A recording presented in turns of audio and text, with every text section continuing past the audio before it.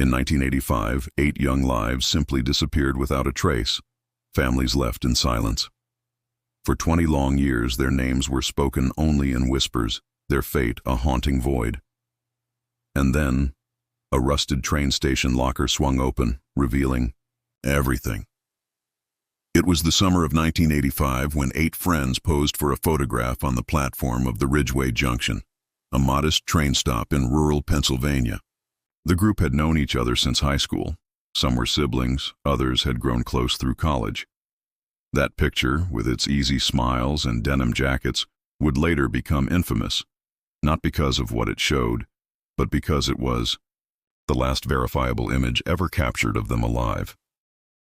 The train station was busy that afternoon.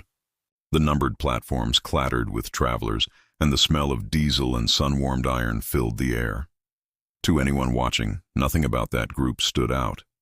They were ordinary young adults in their 20s, talking over one another, laughing, trying to catch the right angle for a snapshot before their journey west began. They had tickets in hand and plans for a week-long trip across states, stopping in small towns, meeting old friends, seeing places they had only read about. By the following morning, all 8 of them were gone. Their families reported them missing when they failed to arrive in Harrisburg, their first planned stop. Calls went unanswered. No one had seen them disembark. The conductor's log showed their group boarded the 6:10 p.m. train on June 14th, but from there, the record simply stopped. 8 names, 8 seats assigned, no trace afterward. In the hours that followed, police swept the train cars, interviewed conductors and passengers, and checked every stop along the route. The luggage compartment showed several unclaimed bags, labeled with their names. Not a single witness could say where the group went. The initial investigation was frantic. Families crowded the Ridgeway police station, pressing photographs into officers' hands, begging for updates. Local newspapers ran headlines within days. 8 vanish on train line, families fear foul play. Rumors filled the town like smoke. Some claimed the group had staged a disappearance, perhaps out of debts or cult involvement. Others whispered of a stranger seen lingering near the station lockers that evening, a man with a heavy coat despite the summer heat. But no evidence ever tied anyone to the case. Weeks turned into months. A few personal items turned up. A jacket stuffed behind a bench at the Harrisburg depot. A purse left in the overhead rack of the same train. Nothing explained why 8 young lives had dissolved without a sound. Detectives chased tips as far as Ohio, even Canada. But the trail grew colder with each passing season. By Christmas of 1985, the case had been downgraded. By 1986, the families were left with silence. For 2 decades, the Ridgeway disappearance was a local legend, a grim, cautionary tale told in hushed tones. Parents warned their children not to linger at the old station after dark. Teenagers dared one another to sneak onto the abandoned tracks. Each anniversary, relatives placed flowers on the platform. Their grief hardened into ritual. But still, no one knew what had happened to those 8 smiling faces from the photograph. And then, in 2005, a maintenance crew was sent to inspect the derelict Ridgeway Junction building. The station had long since closed, its windows shattered, its roof sagging. The crew's job was to secure loose structures before the township decided whether to demolish the property. One worker, prying open a rusted row of storage lockers, stumbled back when a foul, metallic odor filled the air. Inside, buried beneath rotted canvas and a tangle of brittle rope, was a bundle of notebooks, photographs, and something far darker. News of the discovery hit the town like lightning. The police cordoned off the station within hours. Old files were reopened, dust brushed from yellowing folders. Families who had spent 20 years clinging to fading hope found themselves standing once again on that cracked platform, facing cameras and reporters. For the first time since 1985, investigators admitted they might finally have a lead. But before any answers came, whispers spread. Some claimed the notebooks revealed the group had never left Ridgeway at all, that their story ended before the train even pulled away. Others said the discovery pointed to a cover-up, a secret buried by someone who had lived among them all these years. For now, the contents of locker Number 16 were sealed away in an evidence room. Only a handful of detectives had glimpsed what lay inside. and their faces told more than their words ever could. Pale, tight-lipped, shaken. The town waited. Families held their breath, and the truth, hidden for 20 long years, was about to surface. The lock on No. 16 had given way with a sound that seemed too loud for a building so long accustomed to silence. A uniformed tech steadied the door while Detective Lena Hart held a flashlight high. Dust moved in the beam like snow. The metal tongue had rusted into a jagged wedge years ago. Someone had once tried to pry it open and failed. Beneath the smell of wet plaster and mouse droppings came another odor, old iron and something sweetly spoiled that made the crew shift their feet. Hart didn't speak at first. She made herself catalog the scene the way she'd been taught, and the way her father, Ridgway's lead investigator in 1985, had drilled into her when she was a rookie. No assumptions, no leaps. Photograph, bag, label. The locker's back panel bulged slightly, as if something had been shoved against it from the other side decades ago. A length of cotton rope lay coiled like a sleeping snake across the threshold, its fibers stiff, a darker band crusted near one end. A faded canvas, duffel slumped on top of a stack of cardboard document boxes whose lids had melted into their contents. In the far corner, a cigar tin, dented. On the door itself, someone had scratched a number below the factory-stamped 16. The crude carving read 61485.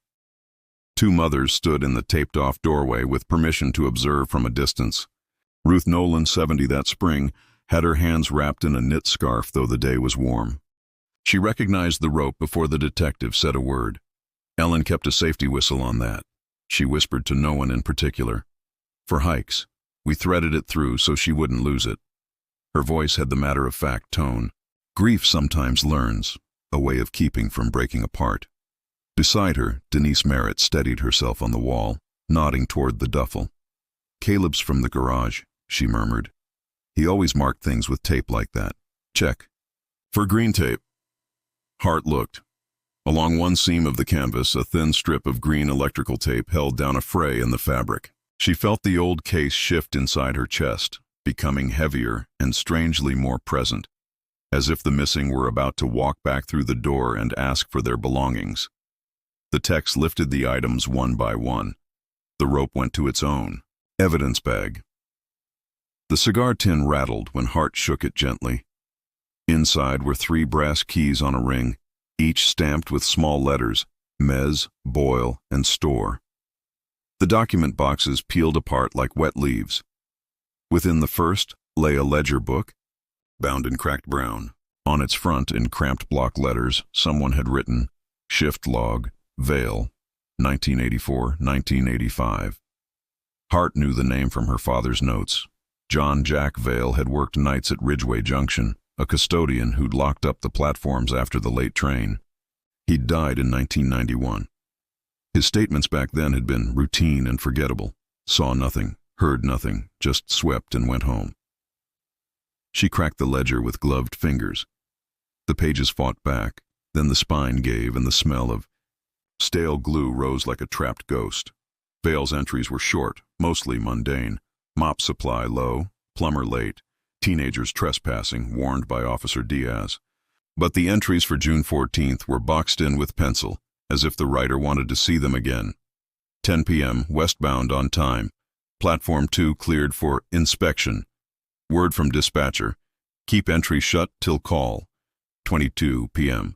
2 men in blue jackets, security, asked to keep door by baggage room locked. Showed paper I couldn't read right. Told me off limits. 6:31 p.m. Fumes downstairs by boiler. Vent? Wrote note to self. Ask Danny. 44 p.m. Girl crying near bench. Said friends left her. Brought her water. She left. 7 p.m. Conductor change? McAfee says no. Other man said orders. Confusing. 7:10 p.m. Quiet. Heard something heavy rolled on the south catwalk. Not our crew. Wrote number, CPX 73405. Hart read it twice, then read it again, her lips barely moving. CPX were reporting marks, letters that told rail workers who owned a car. She didn't recognize the combination. She wrote it in her notebook to run later. The part about a girl crying stuck like a burr. No missing person from that night had been reported alone before boarding. The 8 had been seen together in the platform photograph and by several fellow passengers while they waited. Still, after 2 decades, memory was clay, not stone. The second box contained a sandwich bag of 35mm negatives labeled in Vale's handwriting. Platform, June. Baggage room. None had ever been turned over to police. Maybe no one had ever bothered to look in his locker after he died. Maybe someone had meant to retrieve them and thought better of it.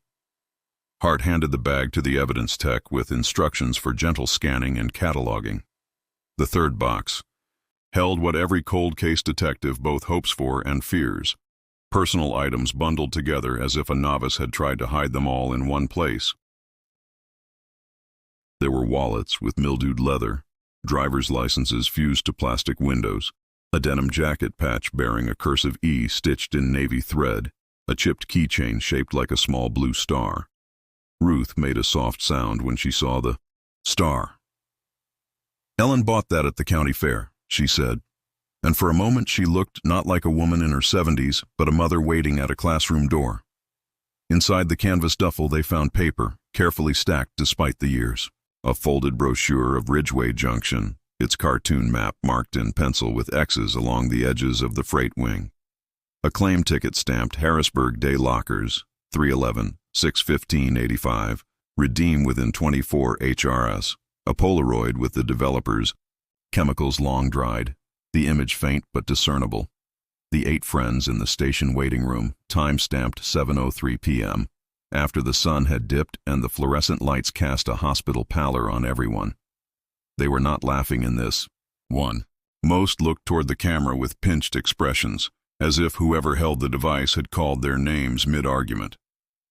Behind them, caught in the reflection of a glass display case, was a shoulder and half of a face. Someone older, in a brimmed cap with a station badge. The badge's shape was distinctive, a hexagon with a diagonal stripe. Hart knew exactly who to ask about that. When she looked up from the photo, Ruth Nolan's eyes had found hers. "They were here after 7, Ruth said, voice steady. "Your father's file always said the last sighting was before they boarded." "My father used what he had," Hart said gently. "We didn't have this."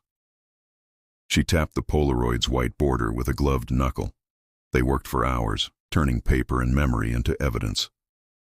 The rope's dark band tested positive. Fahim with a quick field swab. Actual DNA results would take time. Prints, if any remained on the Polaroid, would be fragile and smeared. Hart assigned a tech to inventory the keys and test them against doors the town had forgotten. She carried the ledger herself. That afternoon, in the small conference room at headquarters, she met with the families. Some came in couples. Others had no one left but themselves, the last link to a person the world had decided to call a mystery, because it was kinder than saying gone. Hart laid out a list of what had been found. She showed them a photograph of the canvas duffel and not the contents. She was careful that way. She explained about the ledger, about reporting marks, about Harrisburg's claim ticket that should never have made its way into a Ridgeway locker if all had gone as planned that night. "It means someone took their things to another station and meant to come back," Denise Merritt said, "or that one of them did." "It could also mean someone wanted us to believe that," Hart said. "Right now, we treat everything as information, not answer." An older man with a sun-lined face and a railroad cap stood in the doorway, touching, the brim in a habit that outlasted the job. "You asked for me?" he said. His name was Earl McAfee, retired conductor, the same McAfee who, according to the ledger, had argued about a sudden change in staff that night. He'd moved to Florida years back and returned to the county only for fishing in the spring. Word of locker number 16 had reached him by the afternoon. Hart slid the Polaroid across the table. "Is that your shoulder in the reflection?" McAfee squinted, then gave a small shake of his head. "Badge isn't mine. Mine was oval. Hexagon means station services. Jack Vale had one, sure. So did Randall Pike." "Pike worked nights?" Hart asked. "Sometimes. He was more of a repairman with a key to everything. Thought a lot of himself. Carried a clipboard like it was a Bible. McAfee ran a finger along the Polaroid's border. I'll tell you what else this means. If they were in that waiting room at 7:03, they didn't board with the 6:10 as planned. Either they changed tickets or that train was delayed.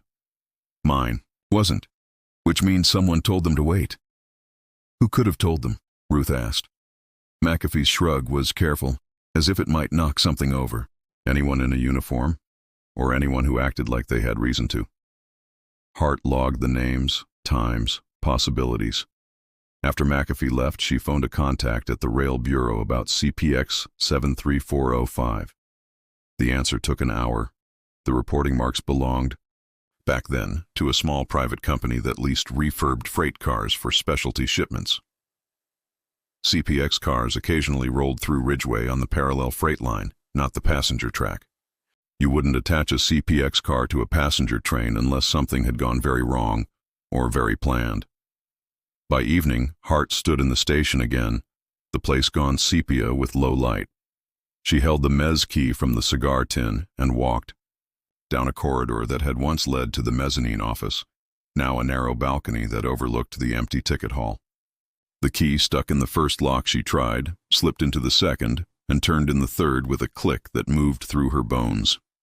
The door groaned as if it were being woken up against its will. Inside lay a small space with a metal desk and a corkboard glittering with the ghosts of pushpins. In the corner, behind a filing cabinet, she found a short flight of iron steps leading down to a service platform that ran like a secret shelf along the wall of the baggage room. She had to duck her head and shuffle sideways to see it all. There were scuff marks on the concrete where something heavy had once been slid, diagonal scratches like a code you only notice when you're looking for it. "Detective?" a voice called from above. It was the tech with the negatives, breathless from the stairs. "We scanned 3 frames you'll want to see." They set a portable monitor on the desk. The images came up one by one. First, a blurry shot of the platform with a crowd, then sharper. Vail had been better with the camera when subjects were still. One frame showed the waiting room from a high angle, likely taken from this very mezzanine shelf.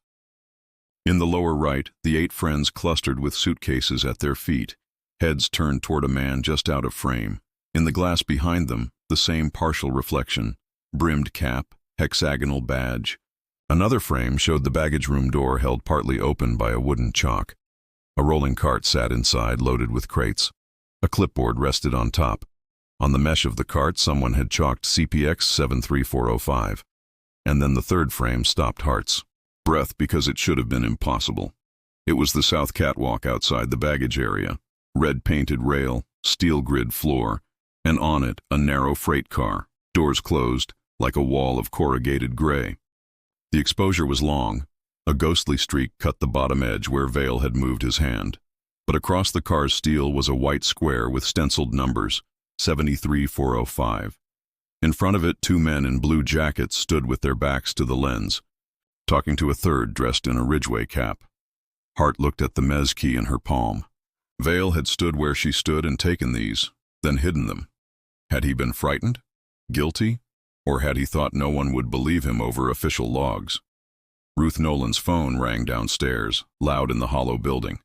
She answered and looked up toward the mezzanine where Hart stood. "It's for you," she called. "From Harrisburg." Hart took the call. A transport officer spoke in a careful tone. "We ran the claim ticket number you faxed. The day locker in Harrisburg, referenced by 311, was cleared on June 16, 1985 by station staff after it timed out. They inventoried contents before disposal. We found an old index card with the notes. Contents: women's windbreaker, paperback novel, and a small key on a ring. The key tag read RJ16. The card also notes that the locker rental was paid cash by a person matching young male, brown hair, denim jacket. No name was recorded. RJ, Hart repeated, mind moving through the initials as if they were beads. Ridgeway Junction. Or Ruth's daughter's initials, Ellen Nolan, no. Or Randall Pikes. His middle name she'd have to check. Or, her breath caught, Ridgeway, Locker 16. A key to this very door, deposited at another station the day after the 8 vanished. When she hung up, the building felt suddenly too small for its secrets. She went back to the ledger and read the boxed entries again until a line she'd skimmed before took on a new weight. Heard something heavy rolled on the south catwalk. Not our crew, rote number. The rope in the locker, the keys labeled Boyle and Store, the map with X's along the freight wing, a picture of a conversation on the catwalk, a claim ticket, a key left in another city as if to say, this is where to look, if anyone ever bothers. Detective Hart? Called the tech from below, his voice brittle with that mix of excitement and dread anyone who works cold cases knows all too well. We tried the Boyle key. It opens the door at the bottom of the service stairs. There's a second door down. There. It's got a chain on it. Cut it, Hart said, then caught herself. Procedure. Photograph it, then cut it. She followed him down into a square room that smelled of damp rust and the sour memory of old fuel. Pipes ran along one wall, sweating slightly in the summer heat. The second door sat half buried behind a stack of furnace parts, its chain taut with reddish corrosion. On the concrete floor near the threshold, in a place where no one would casually walk, was a mark she'd seen before in crime scene photos, a skidding oval like a shoe turned on its side while someone tried to twist away. The chain clattered when the tech cut it. The door creaked open 2 inches, then more, letting out a draft colder than the air around it should have allowed. Hart's flashlight beam disappeared into a black that felt absolute. Somewhere beyond the first step, water dripped in patient measured taps. She reached in to test the light along the wall and found a switch plate coated in grit. When she flipped it, a single bulb far ahead hummed to life, haloing damp brick in a narrow corridor angling beneath the platform. An old baggage tunnel, perhaps, or a maintenance crawl space no one bothered to map on public brochures. On the brick nearest her hand, someone had scrawled in pencil, decades faded but legible when you knew what you were looking for. 16. Hart took the first step down. Behind her, the building settled, a sound like an exhale after being made to hold, a breath for 20 years. She told herself she was just doing her job, that she didn't feel the 8 of them at her back, waiting. She told herself the truth could still be human-sized and not the vast, terrible thing she feared. And then, in the cone of her flashlight, she saw the edge of a metal locker door half buried in silt and brick dust at the end of the corridor. Another Narnker 16, installed in a place no passenger would ever see. Get the camera, she said quietly, as if the tunnel might hear and change its mind. No one touches anything until we shoot every inch. They were setting up when Ruth's voice came faint from the stairwell above. Detective, we just found something else tucked behind the ledger, an envelope. Your father's name is on it. The envelope was brittle, edges curling like autumn. Leaves. Ruth handed it down with both hands, as though it might crumble into ash if anyone gripped it too tight. Across the front, in heavy block script, it read, Debt. Charles Hart. Personal.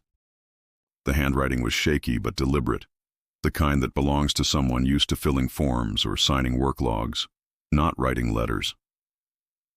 Detective Lena Hart sat at the metal desk in the mezzanine office, gloves tugged snug, and carefully opened the flap.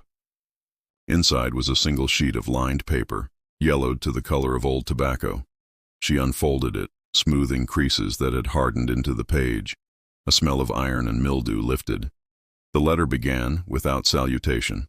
If you are reading this, I could not get it to him in time. Something was wrong that night. I kept watch like told. They said inspection, but I never saw paperwork. Heard cart moved, saw men in jackets. They had uniforms but no names. One said, keep your mouth shut. I thought I saw one of the kids cry. If anything happens, tell the truth. They never left this station by train. They were put in the wrong place. JVJV. The initials struck. Like a hammer, Jack Vale, the night custodian. His ledger had been in locker 16. His negatives, too.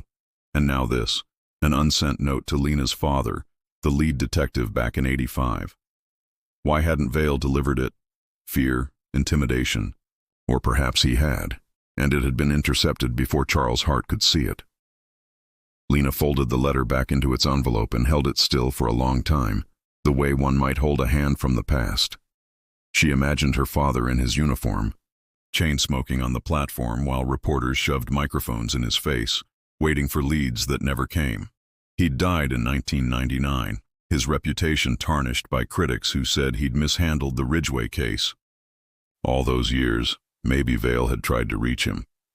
The discovery of the second 16 locker beneath the platform changed the air in the investigation. The corridor stank of rot, rust, and something chemical, like old varnish or fuel. The techs photographed every inch before Hart gave the nod to open. When the door gave way, what lay inside made everyone fall silent. There were no bodies. That was the first relief. But what remained was nearly as haunting. A collection of personal belongings packed tight in damp cardboard boxes, their labels running in black streaks. A dozen shoes, most leather, cracked with age. A purse with lipstick tubes melted into the lining. Rolled posters of a band tour from 1985. Colors leached away. One box was filled entirely with Polaroids, most warped by water damage, some still clear enough to see faces in mid-conversation, blurred by surprise, taken from angles that suggested the subjects never knew they were being photographed. And then there was the tape recorder. It sat in a waterproof bag, though the bag had split along one seam. The machine was an old Sony handheld, scuffed, smelling of mold. A cassette was still inside, labeled in pen. RJ, 614. The date of their disappearance. The room went still when Hart lifted it. "Bag it," she said, but her voice was low, and the techs hesitated as if they, too, felt the weight of the thing. A relic with a voice trapped inside. Back at the county lab, the cassette was coaxed into life with careful drying and rethreading. They patched the output into modern equipment. The first few seconds were static, then clatter, the sound of footsteps, a cough, the low murmur of station announcements in the distance, and then a young man's voice. "Okay, we're waiting," but no one said why. "He told us the conductor would come. Everyone's nervous." A woman's voice followed, quiet but distinct. "This isn't right. It's after 6:30. We should have left." There was shuffling, someone whispering, "Don't record this," and then the tape clicked off. When it resumed, the sound was louder, almost frantic. "They're moving us," a voice said. "Not on the train. Downstairs. I don't know." And then a crash, the muffled shout of a woman, the echo of heavy rolling wheels. After that, silence, a hum of interference. Then the tape ended. The room where the families gathered to hear it was suffocating. Some cried softly. Others pressed fists against their mouths. Ruth sat stiff-backed, her eyes dry as though she'd prepared for this moment every day of 20 years. "It proves they were alive past departure," Hart told them. "It proves movement within the station, not onto the train." "But it doesn't say where they went," Denise said. Her voice was hoarse, knuckles white around a paper tissue. "It doesn't say why." "No," Hart admitted, "but it tells us the cover story was false." The case file widened overnight. The Rail Bureau faxed over records confirming that CPX car 73405 had been logged on a siding near Ridgway on the night of June 14th, though paperwork was sparse. The car had been leased to a logistics company now long defunct. Tracing ownership would be slow. Still, for the first time, the disappearance wasn't shapeless rumor, but a chain of tangible evidence. Ledger entries, photographs, keys, tape. 2 days later, Hart returned to Ridgway Station with the Boyle key. It turned smoothly in the basement lock. Beyond the chain door, the corridor narrowed, lined with coal dust, leading to an alcove once used to store boiler fuel. What remained there chilled her more than anything yet. On the ground was a mattress, yellowed and shredded, rusted tins, empty water jugs, scraps of paper with doodles. One bore the penciled outline of the Ridgway Station itself, windows sketched. Clock tower marked with an X, and in the margin, half-written words. They said, "Wait." Another scrap held only numbers. 73405 repeated again and again, filling the page as though the writer had been obsessed or desperate to remember. Tests later showed the mattress foam dated from the 1980s. No DNA was recoverable after so many years, but the implication was clear. Someone had been kept there, perhaps more than one. The thought of the 8 trapped in that damp chamber, hearing trains depart above them, clawed at Hart's stomach. The case consumed the county. Newspapers ran retroactive spreads, dredging up their smiling faces from that last platform photo. National outlets descended, spinning theories. Was it a rail conspiracy, a trafficking ring, an inside job? Hart fielded calls from retired officers who admitted that in 1985, orders had come down to drop certain lines of questioning. A freight car detour had been explained away as clerical error. Vale's testimony had been marked as inconsistent. 1. Night sifting through her father's archived notes, Hart found a page she'd never noticed before, tucked behind a report, folded once. It was her father's handwriting. Vale, scared, said he saw uniforms, not ours. I asked for statement. Captain told me to leave it. Something bigger here. Watch your back, Charlie. The captain in 1985 had been Harold Whitcomb, a man long retired, now living in assisted care. Hart made a note to visit, but even before she could, new evidence arrived. A manila envelope was dropped off anonymously at the county office. Inside were copies of photographs, different from Vale's negatives, sharper, with timestamps from a security system. The images showed the South Catwalk, freight car 73405, backed in tight against the platform edge. And in one frame, caught in grainy black and white, the 8 friends were visible, clustered together, looking toward a man in a brimmed cap. The timestamp read 7:12 p.m., June 14th, 1985. They hadn't vanished into thin air. They had been herded. The families gathered again. Hart spread the photos across the table. The room felt like church, hushed, heavy with belief and fear. So they were taken into the freight car? Denise asked. It appears so, Hart said. But who authorized it and where it went we don't yet know. CPX 73405 left Ridgeway that night. The question is, what was its manifest? And what happened when it reached wherever it went? Ruth added, voice flat. No one answered. That night, Hart stood in the station's waiting room, the same one from the Polaroid. The fluorescent lights had long since died, but in her mind she saw them. 8 tired young faces, confused, waiting for a conductor who never came. She pressed her hand against the glass where the reflection of the brimmed cap had appeared. Her father had stood here too, searching for leads, missing the one that lay in Vale's hidden locker. Why hide it, Jack? She murmured to the dark. Why leave it for me? A train horn moaned in the distance, hollow through the valley. The sound carried the weight of a promise. Answers were rolling closer, whether she was ready or not.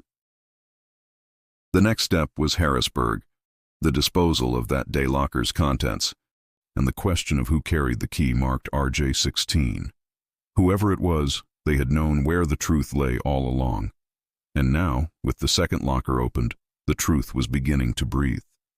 The assisted living facility sat at the end of a slow loop of road where maples threw lacework shadows over the lawn. The woman at the desk warned Detective Lena Hart that Captain Harold Whitcomb's good hours were late morning. By afternoon, he drifted.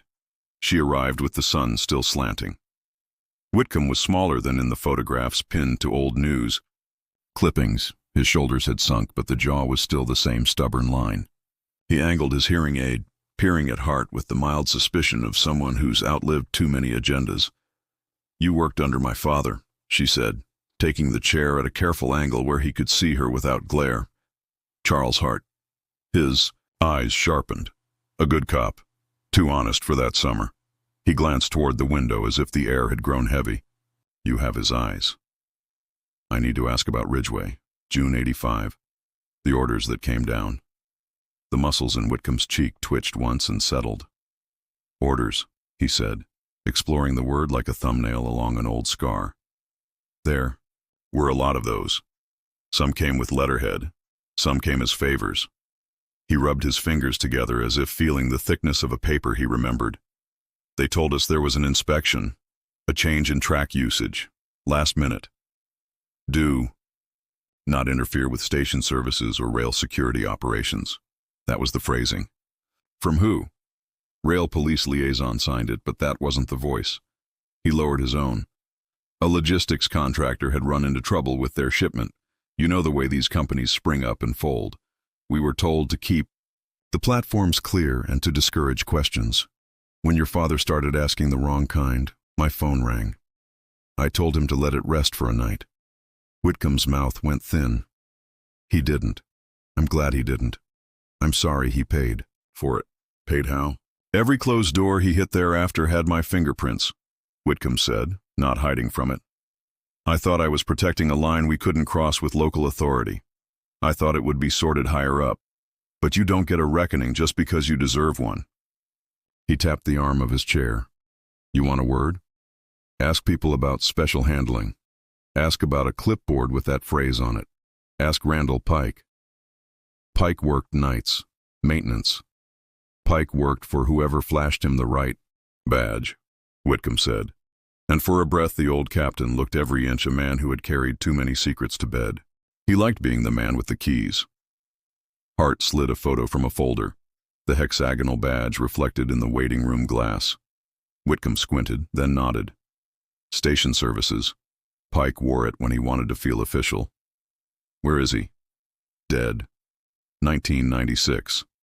Trailer fire out on County Road 7. Whitcomb's mouth crooked in a humorless shape. Nobody looked hard. When Hart left, her palms itched with the familiar heat of a lead that didn't want to be touched. Special handling. A man with a clipboard and a badge sharpied into authority. A freight car with reporting marks no one could quite account for.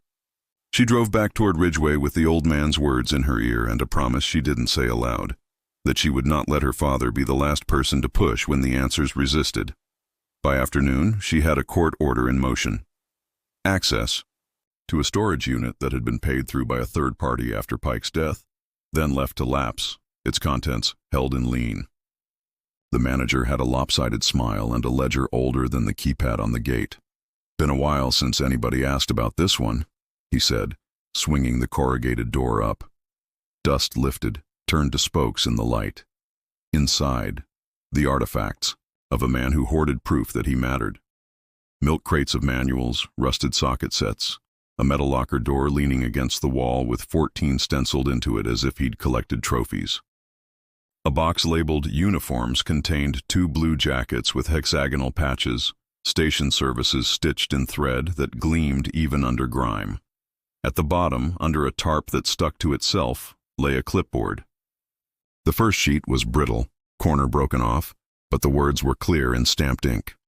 Special handling, CPX 73405, platform clearance, 1830, passenger diversion, REM, A, waiting, REM, C, baggage, transfer via catwalk S to car.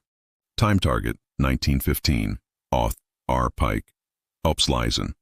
There were initials, some were unreadable. At the bottom, in a different hand, keep your mouth shut. The sharpness of the letters suggested they'd been gouged by someone angry enough to tear paper. Hart felt the change, how it always felt when a cold case tipped and began to roll. She photographed every page, bagged the clipboard, noted the jackets, took the locker door for reference. OPS liaison without a name could have been any contractor passing through, or it could have been a stand-in phrase for someone with reach and the sense to keep it faceless. The Rail Bureau called back late.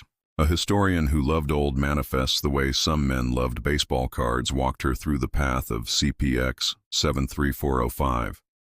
Your car rolled out of Ridgeway at 1937, he said, hooked on a mixed freight running through Duncannon. It transferred at a small interchange near Miller's Crossing. Paperwork says equipment issue up ahead, so they staged on a secondary spur till after midnight. Then it went west. The next certain notation is at Graham's Yard outside Rook, abandoned. Now! That's where you'll find the ghosts. He chuckled at his own grimness, then added, one odd notation in an inspection log, seal replaced on 73405 at Rook Yard, dawn 6:15. If a seal is replaced, something's been opened. The manifest doesn't show a load. That could mean clerical error, or it could mean you're looking at a hole where a truth used to be. She wrote the time in her notebook and drew a line under it. Dawn. Seal replaced. Whatever had been inside 73405 at Ridgeway was not the same by the time the car left Rook. Before she drove to the old yard, Hart detoured to Harrisburg. The station manager in 85 had retired to a row house near the river. On his quiet porch, he admitted he remembered a day locker that timed out.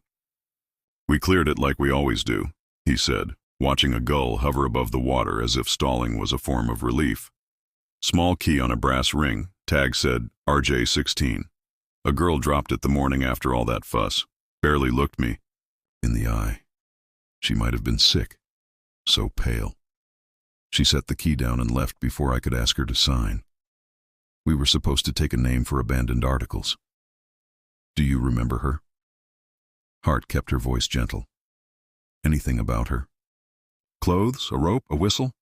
He blinked, and the 20 years fell from his face the way memory sometimes makes a man young against his own permission.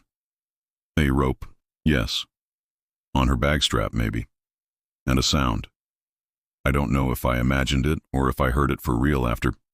She left, but she might have blown a whistle. Once, short. The morning trains were loud. Hart sat with the feeling like a bruise you keep pressing. Jack Vale's ledger mentioned a girl crying near a bench, said friends left her. Had she left on her own? Run? Been sent as a messenger and told to keep her mouth shut? If she had been one of the 8, then everything everyone thought they knew calcified into a different shape.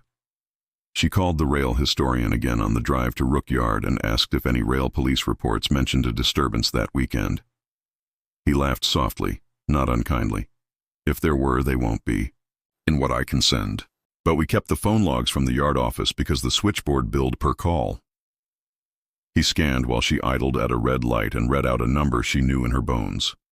The Ridgeway precinct. A 6-minute call, time-stamped 1953, June 14th. Who had called? From Rook to Ridgeway? Or from someone at the yard who had reached out and been told to stop?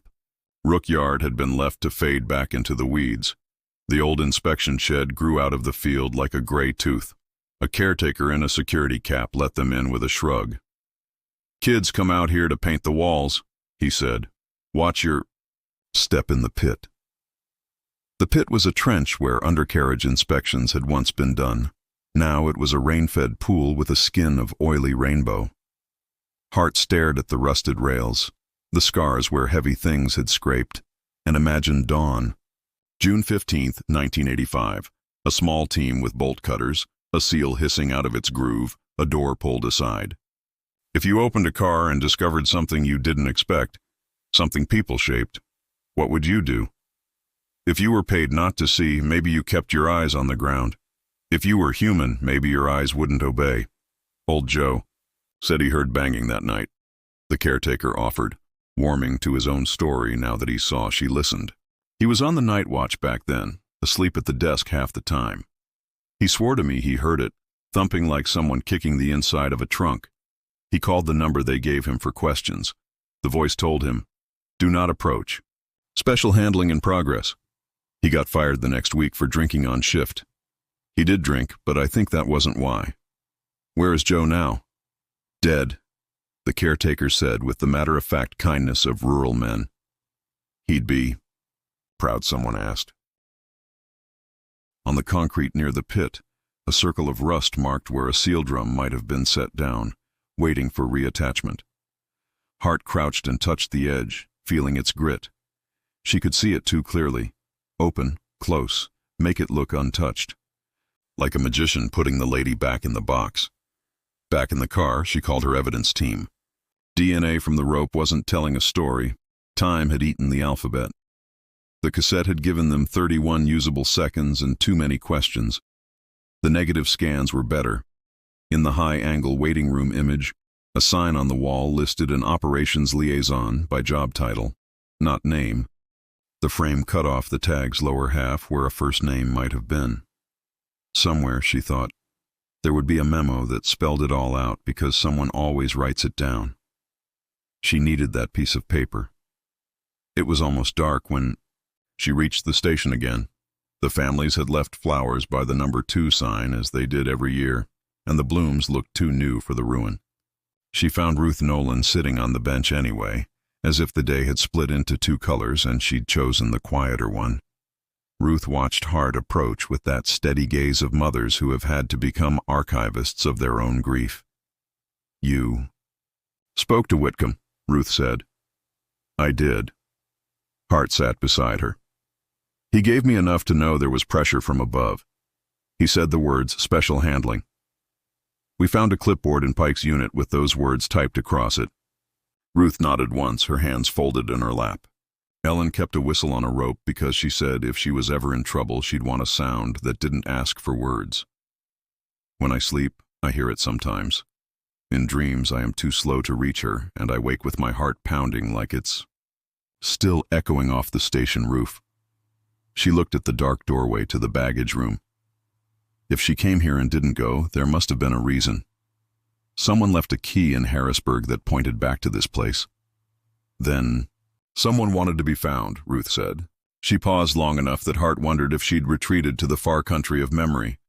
But when Ruth spoke again, her voice was honorably plain. "Your father told me once that answers are not mercy. They're just answers. I still want them." On her way out, Hart's phone buzzed with a number withheld. She almost didn't pick up. When she did, the voice was low and female, the syllables precise like a person forcing herself to be understood through a small opening. "Detective Hart? Yes. You're looking in the right places, but not at the right angle. The car didn't go where you think. There's a siding before the yard. A short one, near mile 214 where the creek bends. It isn't on the public maps. The switchman called it the dog leg. That's where the change happened." "Who is this?"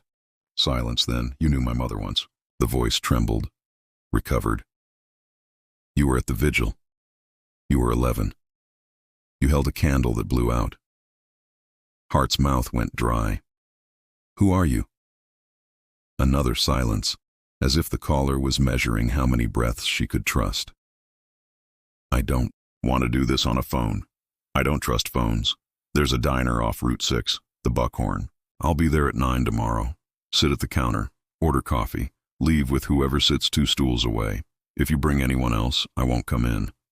The line clicked dead before Hart could say yes, or I'll come alone, or I'm not the girl who lost her father on this case and learned to keep her face calm. She stared at her own reflection in the dark window and tried to picture who would know the dogleg and the angle of a creek and the year of a child with a candle. She pictured the ledger's note about a girl crying near a bench and the Harrisburg, manager's memory of a rope, a whistle, a pale face. She pictured a teenager in 1985 who had survived just long enough to try to send a key back to the truth.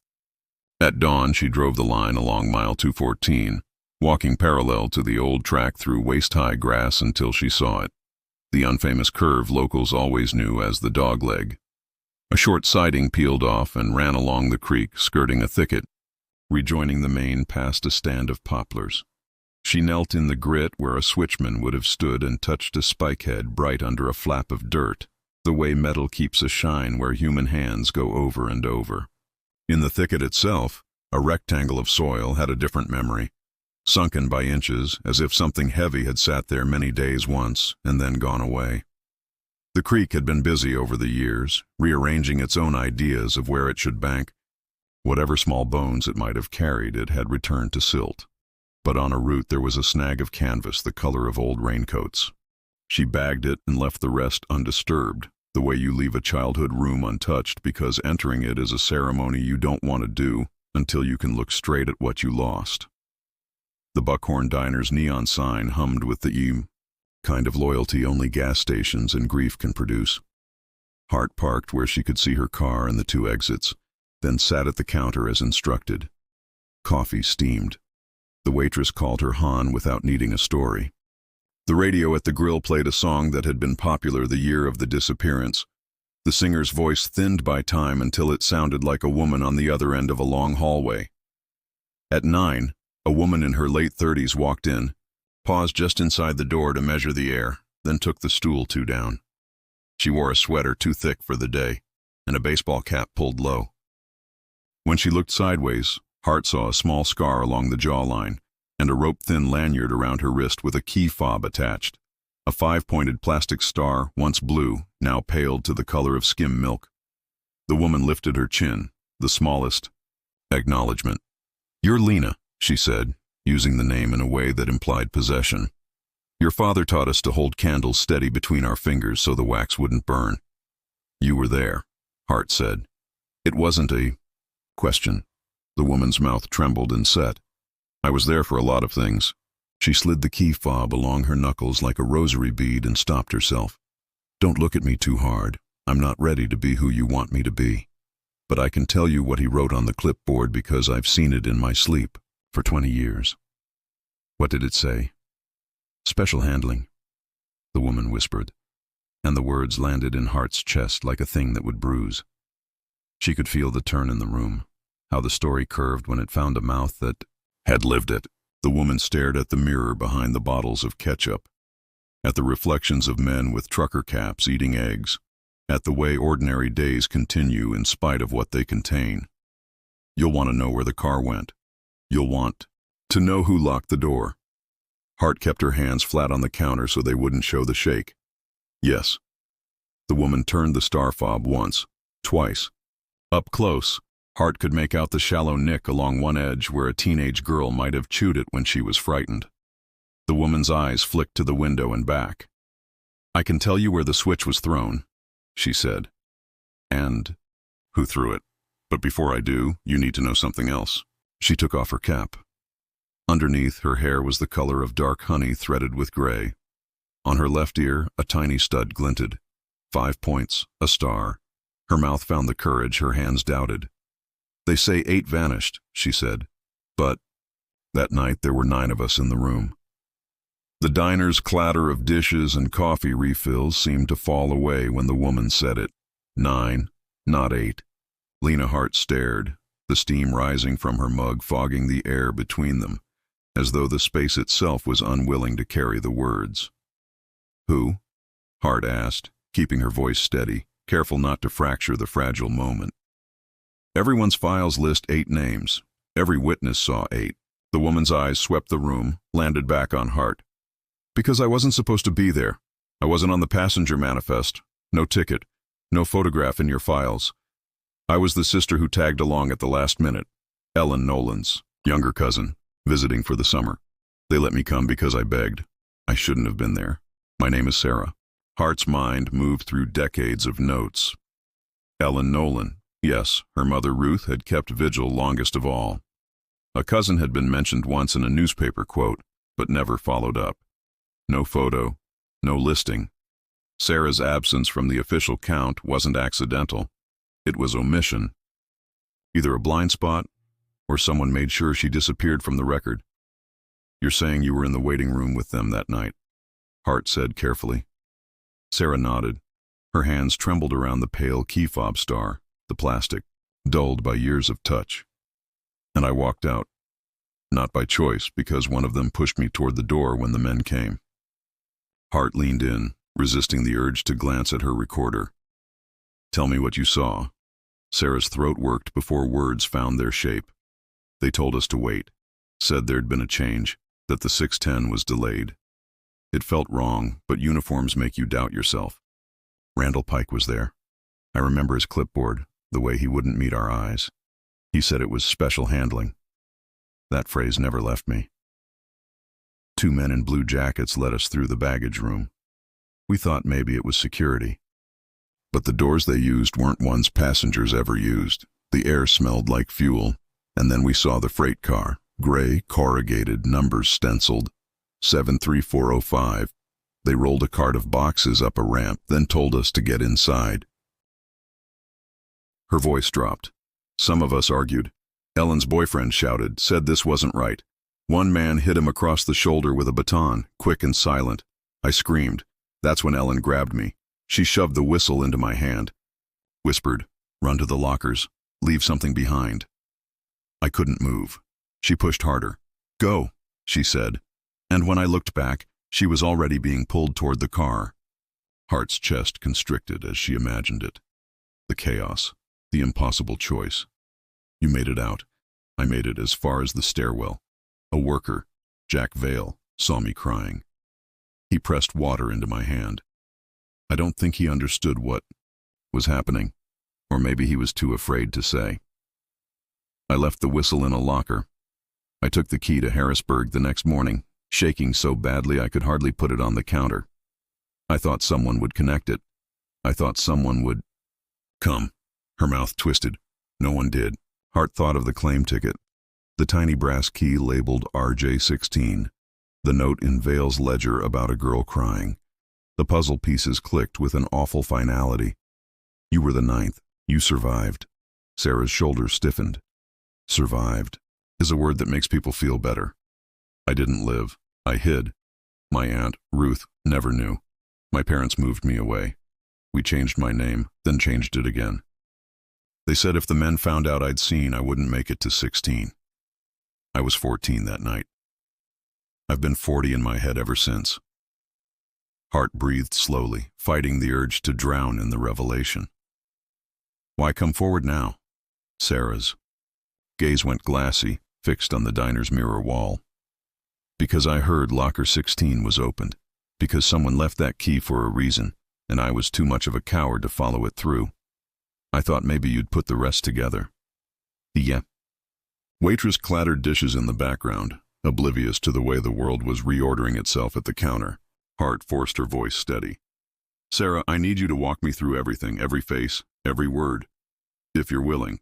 Sarah nodded once, sharp as if bracing herself. I'll try. They sat for 2 hours, coffee cooling between them, as Sarah pieced together a memory like shards of broken glass. She remembered Pike's eyes darting, the clip of boots echoing too loudly in the empty baggage hall, the scrape of the freight car door as it closed. She remembered Ellen's whistle shrill in her fist, the sound swallowed by steel. And she remembered one more detail, a white truck idling near the siding when she fled outside, its cab painted with a red diagonal stripe. She'd thought it ordinary. Only later did she realize trucks weren't supposed to idle at the passenger yard. When Hart pressed, Sarah whispered, it had letters on the side, PRL or PRC, I think. 3 initials, and a symbol like a diamond. Hart wrote it down. Logistics contractors. Pike's clipboard had listed OPS Liason. The truck could have been part of the same chain, a loose end that might finally tug the knot free.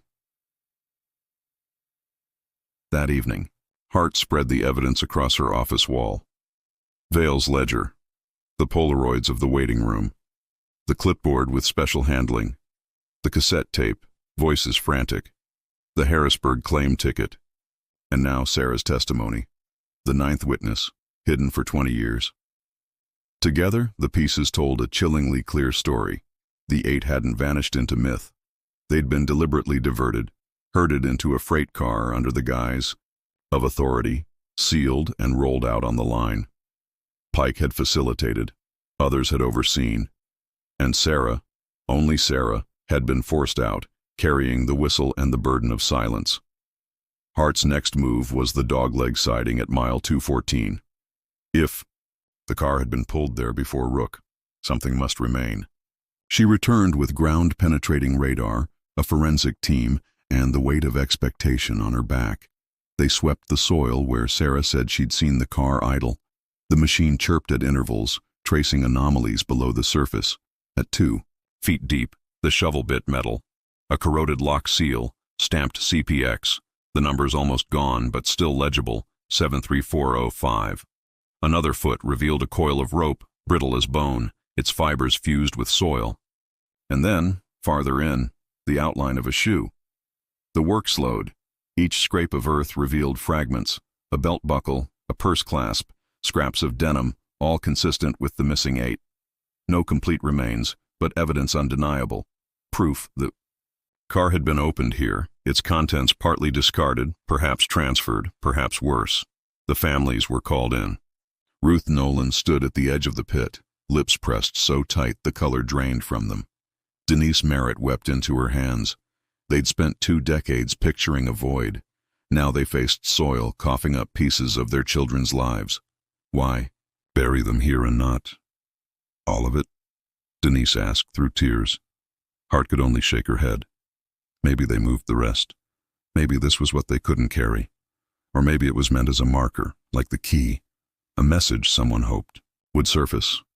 Sarah kept her distance, cap pulled low. She couldn't yet face the families, not as the girl who ran. Hart didn't push. Survival carried its own penance. Late that night, Hart returned to the evidence board. The white truck gnawed at her thoughts. PRL or PRC. She pulled old transport licenses, scanning for companies active in 1985. One leapt out. Pennsylvania Regional Logistics, PRL. Their logo? A diamond slanted on its point, red stripe through the middle. The company had dissolved in 1989, folded into a larger firm. But their contracts in the mid-'80s included special handling of sensitive freight. And one name kept recurring in signatures: Randall Pike. Not just as a maintenance man, but as operations liaison, exactly as on the clipboard. Hart's pulse thudded. Pike hadn't been a pawn. He'd been central. The man with the keys, the badges, the clipboard, and the truck connections. He'd orchestrated the transfer, whether for money or loyalty. And when the heat rose, he died in a trailer fire. Too convenient, too final. But if Pike was dead, someone else had stayed quiet for 20 years. Someone higher. Before dawn, Hart's phone buzzed with a new call. The Rail Bureau historian again, voice urgent. Detective, you asked about CPX 73405. I dug deeper. After Rook, the car was routed not west, but south, onto a private industrial. Spur near Ashcroft closed in '87. Guess who leased that spur? PRL Logistics. It's not in the public record. I had to beg an archivist for access. Hart's mouth went dry. Was the car ever signed out? Manifest ends there. It disappears from the main ledger. If it was unloaded, no one recorded what. So the trail ended at Ashcroft, a private spur, hidden in contracts, buried in corporate dissolution. Whatever happened to the 8, it was there, the final stop. When, Hart told Sarah, the woman's face paled. Ashcroft, she whispered. That's where they told us we were going. I'd buried that word. It was written on the clipboard, top corner. Her eyes filled. I thought I dreamed it. But it's real. Hart placed a hand on the table between them, close enough for Sarah to see the steadiness. You weren't dreaming. You were surviving. And now you're remembering. That's how we get to the truth. Sarah's voice cracked. The truth is I left them. Hart shook her head. The truth is Ellen gave you a chance. You're honoring her now. That's what matters. The families would not wait any longer. They demanded Hart lead a team to Ashcroft, to the spur where 73405 vanished. From the books. The risk was high, trespassing into a shuttered property, disturbing evidence 2 decades old. But they were beyond patience. As Hart stood before the press, she chose her words with care. We have identified a private industrial line connected to the car CPX 73405. We will search it. We believe this may be where answers finally lie. Microphones swarmed, questions flew. She gave none further. Behind her, the mothers stood shoulder to shoulder, the faces of women who had carried silence for 20 years and would not carry it another season. And in the shadows of the crowd, Sarah watched with haunted eyes, clutching the star fob like a talisman, knowing that soon her hidden role would no longer be secret, because the Ashcroft spur was waiting. And whatever it had buried, it was ready to be found. The Ashcroft spur lay behind a sagging chain-link fence where sumac had braided itself through the diamonds like a slow theft. On the gate, a sun-bleached sign still warned in block letters, Private Industrial Property, Respirators Required in Dock Areas. The court order rode in Lena Hart's pocket, its crisp weight a small comfort against 20 years of rumor. State troopers held the perimeter. The families waited in cars along the access road, windows cracked, hands folded in laps the way you do at church when you expect to hear something you're not sure you can bear. Hart briefed the team on the gravel beside a rail that no longer shone. We move methodically, everything photographed before we touch it. We split, dockside, office, yard. If you smell solvent or rotten egg gas, you back out slow and call it. They went in under a corrugated awning that had broken the backs of 100 storms and still kept the habit of that labor. Inside the dock was long and dim, the sort of space that had known radios and jokes and the clang of pallets, and now only remembered. A line of yellowed placards ran along the wall. Ventilate car before opening. Do not enter unventilated space. The irony struck like a bell Hart didn't want to ring. "Over here," called Ruiz, her scene tech, pointing to a mural of ducting and the skeletal remains of a ventilation rig bolted to the wall. A hose hung like a dead snake, cracked and gaping. On a control box, someone had taped a handwritten label, 73405, tested, C, clipboard. The tape had long since surrendered to dust, the corners curled up like questions. Hart's gloved fingers paused on the control toggles. "Power's cut," Ruiz said, already kneeling to check. "Would have fed off a panel near the office." They found the office through a door with frosted glass scratched opaque by years of impatience. Inside, mold had lifted a topographical map out of the carpeting. A metal desk groaned under the weight of binders. The first was labeled PRL Logistics, Operations, Q2, 1985. Hart slid a plastic page separator under the cover and eased it open. Schedules, intake logs, a training. Memo titled Special Handling Protocols, Passenger Interference Mitigation. Her stomach nodded. The language was corporate soft and sharp beneath. Divert, contain, process. A stapled addendum bore the handwritten initials RP and AK, the latter underlined twice. She snapped a photo, then traced the addendum's directive with her eyes. Clearing of public areas during contracted transfers may require assistance from uniformed personnel furnished by station services. Use alternate routes not posted on public wayfinding. If vertical ventilation is unavailable, limit dwell time with people aboard. Reseal at first secure opportunity. A breath she didn't know she'd held hissed out. People aboard. Dwell time. Someone had written procedures for human beings as if they were difficult parcels. Detective. Ruiz held up a plastic tote from beneath the desk. Inside lay VHS tapes labeled in grease pencil. Doc 2, 6/14/85, Office Cam, Catwalk South. The spools had bloomed with the white fuzz of time, but might yet carry ghosts. Hart bagged them. She'd have them baked and captured at the lab. At the end of the shelf, a metal box waited with a simple warded lock. She tried the keys from Vale's cigar tin on instinct. Mez turned uselessly. Boyle fit, bit, stopped. Store slid home and turned with a reluctant click. Inside lay carbon copies of forms, the purple ink faint but legible, an incident notation dated June 15th, 1985. Doc 2. Vent rig failed to sustain flow. Manual ventilation attempted with portable blower. Result, all subjects unresponsive. Upon door open. Action. Seal replaced at 0518 at Rook Yard as per instruction. Materials removed as directed. Notes. OPS liaison present. Station services Rep R. Pike present. Rail liaison present. Report filed. N.A. Verbal only. Hart read the lines twice, the edges of the words cutting where they shouldn't. All subjects unresponsive. Not passive voice for mercy, passive voice for liability.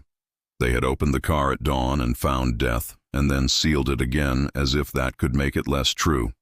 Materials removed as directed. A euphemism for whom?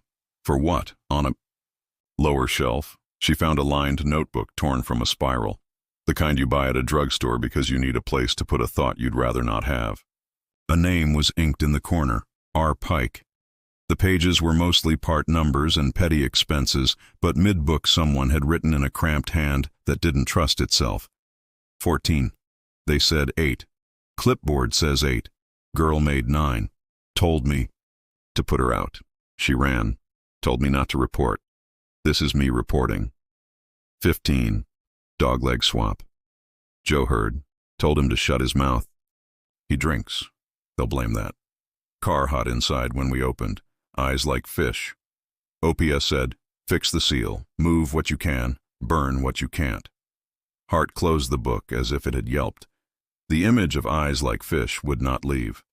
She thought of the placard in the dock, ventilate car, and the dead hose, and a checklist signed by men who dressed their orders in long words so they wouldn't have to call them what they were. Not a shadowy cabal, not a horror movie. Men with clipboards and keys who thought a process could absolve a decision. She called the medical examiner on her cell, voice level. "We're going to need recovery at Dogleg extended to a secondary location," she said. "Bring a second team." The search of the dock turned up more pieces that wanted to be a whole. In a catch basin below the loading lip, a tangle of melted plastic that had once been a cassette shell. In a floor drain, trap, a necklace charm in the shape of a tiny book, hinge corroded shut.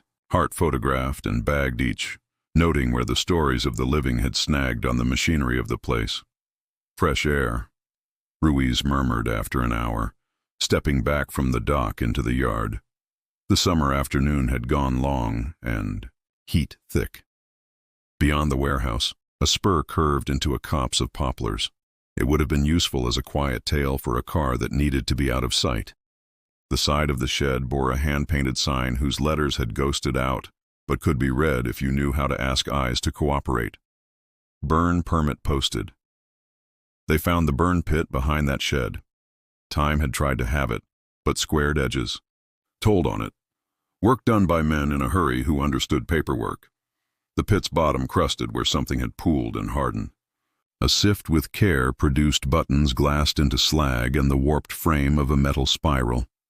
Perhaps the skeleton of a notebook. Hart stood looking while gnats wrote indecipherable cursive in air before her eyes. Human remains, if any had been. Burned here would be atom and ash after 20 years. But the absence wasn't absolution. It was an artifact of instruction. "Burn what you can't move." "Detective," called one of the troopers from the yard fence. "You'll want to see this." He pointed to a concrete culvert where a ditch dropped under the access road. Someone had pried off the grate long ago and replaced it badly. The lip wore scuffs, as if it had hosted the repeated passage of heavy things that didn't want to stay. Hart crouched, the smell of damp iron and tannin thick, and flashed her light inside. Inches down, a film of stagnant water caught the beam with the dull shine of old coins. And not coins, ID badge clips. Dozens, tangled, some still clamped, to slips of metal stamped Ridgeway JNCT or PRL. Others held nothing at all, their mouths open as if mid-scream. "Get the pump," Hart said softly. "We'll screen whatever we pull." As the team rigged a siphon and the culvert began to shrug off its water, her phone vibrated. The lab had a preliminary capture from the first VHS. "It's grainy," the tech said, "but we got a minute from Dock 2 before the tape snags. You want it now or when you're back?" "Now," Hart said, and walked to the office where an old monitor with a composite input still hung like a relic. The tech blinked the clip onto her screen. A rectangle of gray inside gray. The dock. Interior. Camera fixed high in a corner. Date stamp.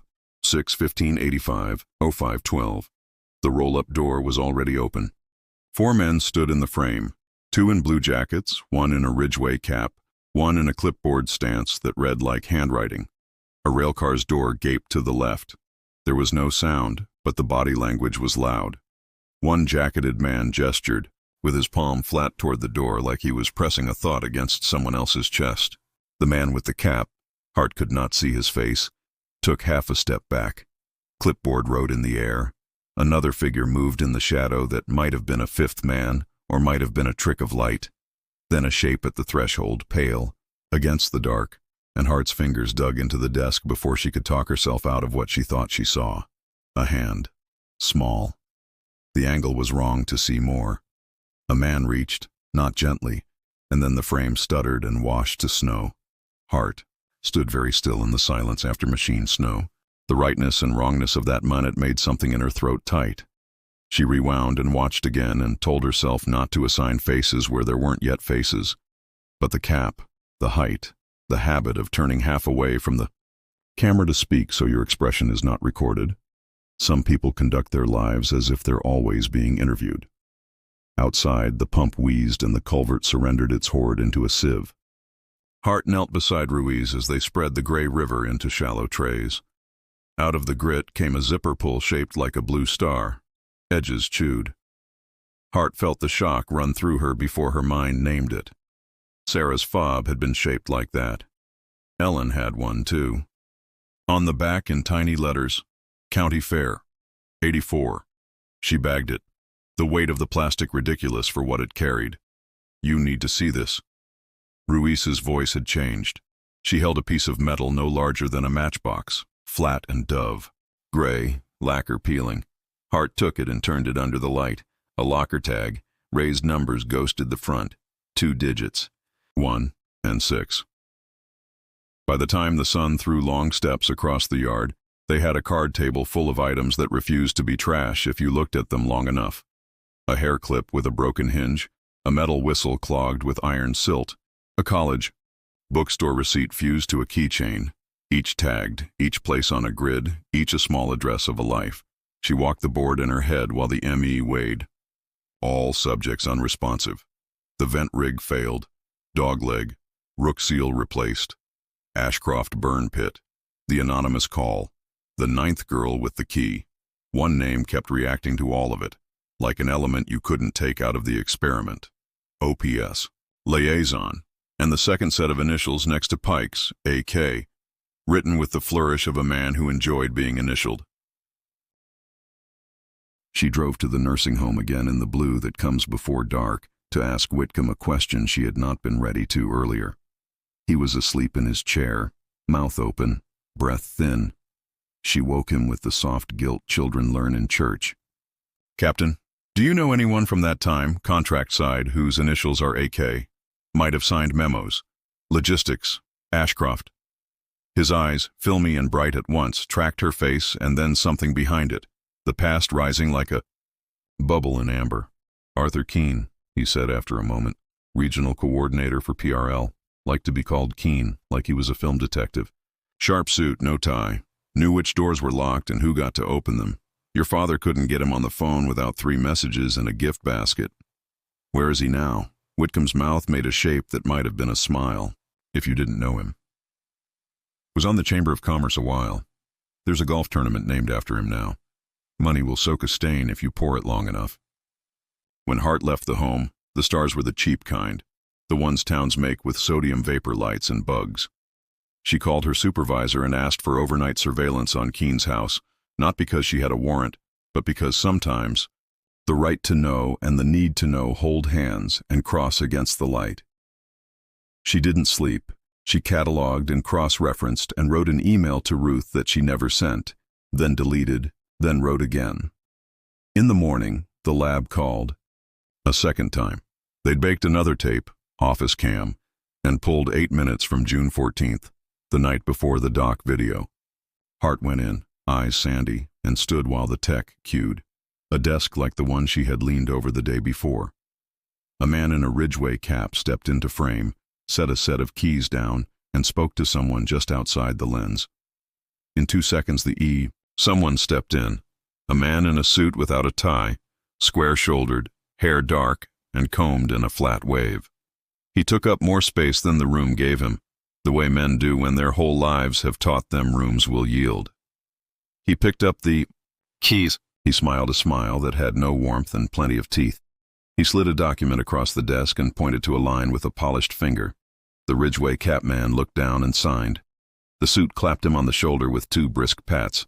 Good. Dog, and turned to the camera without meaning to, just enough to give Hart the face she needed. The date stamp read 06-14-85, 1810. Freeze, Hart said. The tech did. She leaned until the plastic edge of the monitor frame cut her palm. She had seen the man in photographs on plaques at charity dinners when she was young and angry and looking for a thing to hit. A.R. Keene, excellence in regional development. The eyebrow tilt, the set of the mouth. It was the sort of face that had never been told no without consequence. 2 minutes later in the tape, Pike entered in his blue jacket. Keene handed him the clipboard. Pike pressed his mouth as if around a tooth that ached. Keene tapped his wrist where a watch would be if Keene were the sort of man who needed a watch. Then the tape stuttered, horizontal bands chewing the image, and died. Hart drove straight from the lab to the prosecutor's office. binder under her arm. The world narrowed to a hallway with a good door at the end of it. "We have probable cause for Keene," she said when the ADA looked up. "We have tapes, a clipboard, a dead vent rig, an incident notation, a burn pit, a culvert full of ID clips, and a witness. We have a rail record that stops at his private spur." The ADA was younger than the case, careful, the sort of careful that had saved him from making enemies he'd later have to try in court. "You have a lot of circumstantial," he said, not unkindly. "But the jury pool was in diapers when this happened. Keene is friends with half the donors on my wall. If we miss, we kill this forever. I'm not asking for an indictment today. I'm asking for paper," Hart said. "Search warrant for his office and any stored records from PRL's Ashcroft operations, and a preservation order on the Golf Charities Foundation files. If he moved money, there'll be a seam." He looked at the photographs she laid out, the frame of a hand at the car's lip, the burn pit, the tag with 16, the still of Keene's face turned toward a camera that had not meant to catch him. He exhaled. "You bring me the witness, and you don't let her talk to the press first." Hart nodded. Her phone buzzed as if a stage manager had called for a cue. "Sarah, I'm ready. One line, no signature." "Tonight," Hart told the ADA, feeling something shift in the room. "I'll bring you the 9th.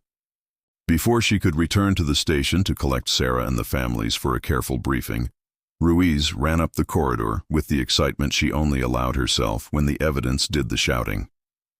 "We X-rayed the spiral from the burn pit," she said, breath high. "There were still pages fused in the core. We teased 2 apart. It's a memo, Detective, signed by Keene, dated June 16th. It says, 'Incident contained. Liaise with Ridgeway Captain for message discipline. Suggest memorial vigil to absorb public pressure.'" Hart took the fragile, half-carbonized rectangle in tweezers and read the line 3 times. The E in vigil blushed where the pen had pressed too long. A memorial vigil as strategy, grief as management tool. She was still looking at the paper when Ruth Nolan stepped into the doorway. A permission someone had given her when gates fail at the sound of a mother's shoes. Ruth's eyes fell to the memo and then to Hart's face. "You found where it ended," she said quietly. "Have you found who made it end?" Hart closed the folder on the memo as if it were a baby she didn't want the wind to touch. "Almost," she said, and was startled by how true it felt. "We need one more thing to anchor it to the floor." Ruth nodded, and there was something almost like tired mercy in her expression. "Then anchor it." That night, the Buckhorn Diner closed early and let Hart sit with Sarah in a back booth under a neon beer sign that hummed like a bad memory. They went over the statement again and again until it could hold in court, until Sarah could say Keene without swallowing the edge. Hart watched her face change as the old girlhood guilt made way for something harder that looked like purpose. At 8, Hart's phone lit with a text from surveillance. "Keene just left. He's carrying a banker's box." "Go," Hart told Ruiz, into her other line. "Don't lose him." He didn't go to his office. He drove to the country club, waved through at a gate where names are passwords, and the man with the list wants to be invited to the next event. He parked by a maintenance shed and carried the box inside. When he left, his hands were empty. At 10, with the warrant printed warm, Hart stood at the maintenance shed while a groundskeeper muttered about how long he'd been told to look the other way in his life, and how bored he was of it. Inside, it smelled like grass and money. In a locked closet behind mower blades and bags of seed, they found a safe. The store key did not fit. The locksmith's bit did. Inside lay 3 things: a photograph of 8 smiling young adults on a yacht platform in 1985 with a handwritten X over the face of one who had later been identified by mothers at bake sales. A ledger with donation entries from shell companies that didn't sell anything anyone had heard of. And a cassette labeled in neat hand, Vigil, Press, Remarks, 1985. Hart handed the ledger to Ruiz and lifted the cassette like a relic. "He kept souvenirs," Ruiz said, disgust low. "Of course he did.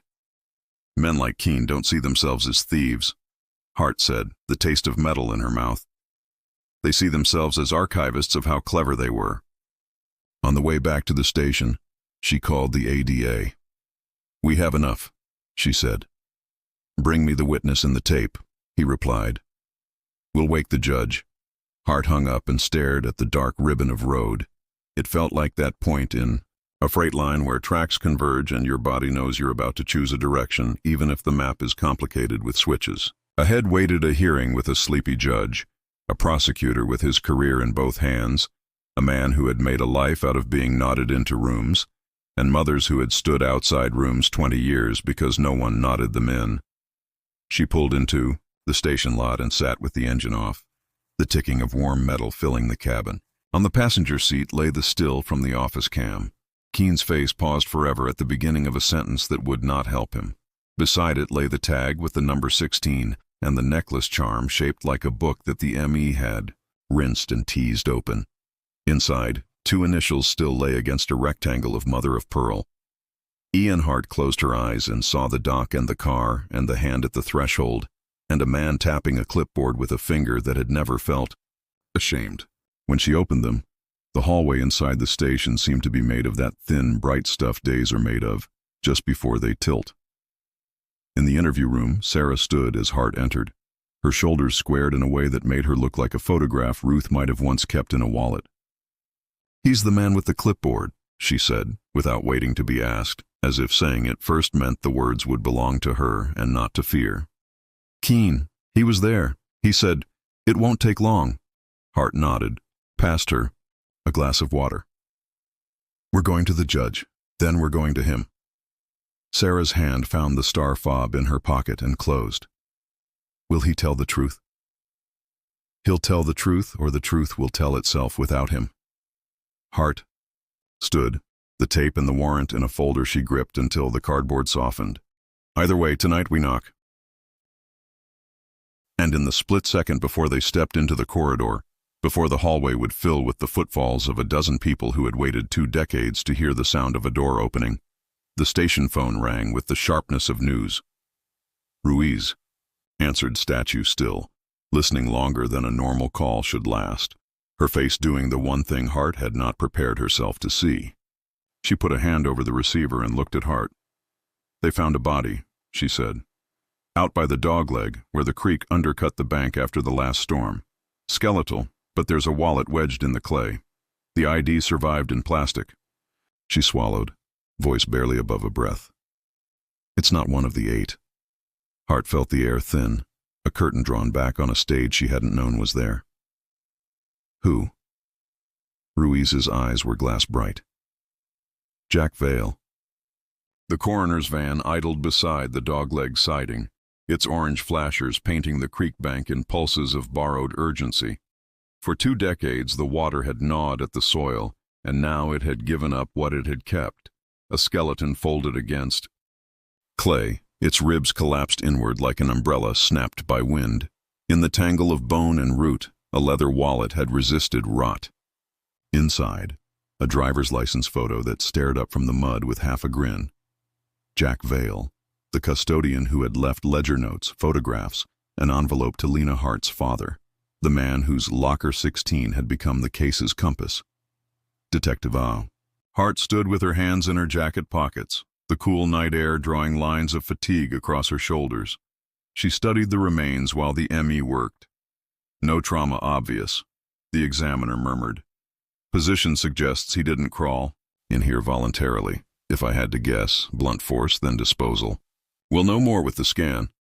Hart's mind worked faster than her pulse. Vale had known. He had photographed. He had written. He had been the 9th adult in the story no one counted. Someone had decided that leaving him alive was risk, and someone had been precise enough to erase him until now. Behind her, Ruth Nolan and Denise Merritt stood side by side, their faces pale in the flasher's glow. "He tried to tell you," Ruth whispered, "and they silenced him."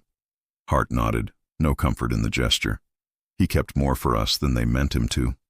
At dawn, Hart and Sarah walked into the courthouse with the evidence folder and the warrant. The ADA moved fast, his hair still wet from the shower, but his eyes were hard now, stripped of caution. The judge was the sort who prided herself on remembering faces. She studied Sarah for a long moment before swearing her in. "When?" Sarah spoke. Her voice wavered only once. "He was there," she said, fingers pressed against the wood of the witness table. "Arthur Keene. He wore no tie, just a suit. He had the clipboard. He told Pike to move us. He said it wouldn't take long. And when Ellen shoved me out, when I ran, he looked right at me. He knew I was leaving." The judge signed the order. Search and seizure for Keene's office, residence, and any holdings of PRL Logistics archived under his direction. By noon, Hart stood in Keene's immaculate study, the scent of lemon polish trying and failing to disguise the stale confidence of power. On the shelves were awards, photographs of golf tournaments, the smiling handshakes of mayors and businessmen. In the safe, they found the banker's box he'd moved, ledgers, cassette copies, and a stack of typed memos. One read, "Incident. Ridgway transfer 6/14/85. It recited the language Hart had already come to hate. Subjects contained, seal replaced, message discipline enforced. At the bottom, his signature curved in arrogance. Arthur Keene, Operations Liaison. The ADA arrived in time to watch Keene's face when the box was opened. The man was older, thicker, but his eyes still flicked like someone who thought he could out-talk the room. "That's internal procedure," he said smoothly. "Old freight notes. You're misinterpreting." Hart slid the still frame from the office camera across the table, his own face, frozen in 1985, handing Pike the clipboard. The smirk of a man who thought no one was watching. "Do I look like someone misinterpreting?" Hart asked. For the first time, his jaw worked without words. The trial preparation took months, but the story had already broken. Newspapers ran veils. Photographs beside shots of the burned pit at Ashcroft. Television anchors said, "Special handling," with voices that faltered mid-syllable. And across Pennsylvania, families who had once whispered about Ridgway now said it aloud in grocery lines, in church pews, in the pauses between small talk. The prosecution's case hinged on Sarah. She sat through interviews, rehearsed testimony, endured the brutal skepticism of defense counsel who asked why she had waited so long. "Because I was 14, she answered steadily. "Because they killed everyone I loved. Because I thought no one would believe me. And because my cousin gave me a whistle and told me to run." The courtroom stilled at that. Even the judge lowered her eyes. The verdict, when it came, was guilty. Negligent homicide, conspiracy, destruction of evidence. Keene was led out without his jacket, his tie hanging loose, his smirk gone. The sentence was not as long as the families wanted. Age and influence still bent the scales. But it was long enough to matter. For the mothers, justice was a complicated word. Ruth Nolan said it best outside the courthouse. "It doesn't bring them home, but it brings them back into the world. They're not vanished anymore. They're seen." A memorial was built at Ridgway Junction, funded not by the state but by donations from townsfolk who refused to let the story be swallowed. Again, 8 names were etched into stone: Ellen Nolan, Caleb Merritt, Denise's son, Ruth's daughter, and the others. Below them, a 9th plaque bore 2 words: Jack Vale, witness. The day it was unveiled, Sarah stood at the edge of the crowd, cap low, star fob in her hand. She didn't join the speeches, didn't seek the cameras. But when Ruth spotted her, she stepped forward without hesitation. For a moment, grandmother and grown woman stood face to face, the air between them trembling with all the years lost. Then Ruth reached out and drew Sarah into her arms, holding her with the fierce quiet love of someone who had prayed for impossible things and been given something unexpected instead. "You carried her voice," Ruth whispered into Sarah's hair. "You brought her home." Sarah sobbed once, then steadied. "She saved me." That evening, after the crowd dispersed, Hart lingered at the memorial. The platform was empty except for her and the rusting lockers. She laid a copy of Vale's ledger inside the MR-16, now bolted open as part of the exhibit. On the wall above, a placard explained how one man's hidden notes had cracked the silence. The sky burned red with sunset, the rails catching fire one last time before the dark. Hart closed her eyes and heard echoes, the murmur of voices on a tape, the faint whistle of a girl who ran, the hollow thunder of a train rolling away with secrets it could not keep. This time, the silence didn't feel like erasure. It felt like rest. For 20 years, they were shadows on a platform, names whispered and then lost. Now, through one girl's survival, one custodian's courage, and one detective's relentless pursuit, their story was pulled back into the light. They had vanished in 1985, but in 2005 they were finally seen again.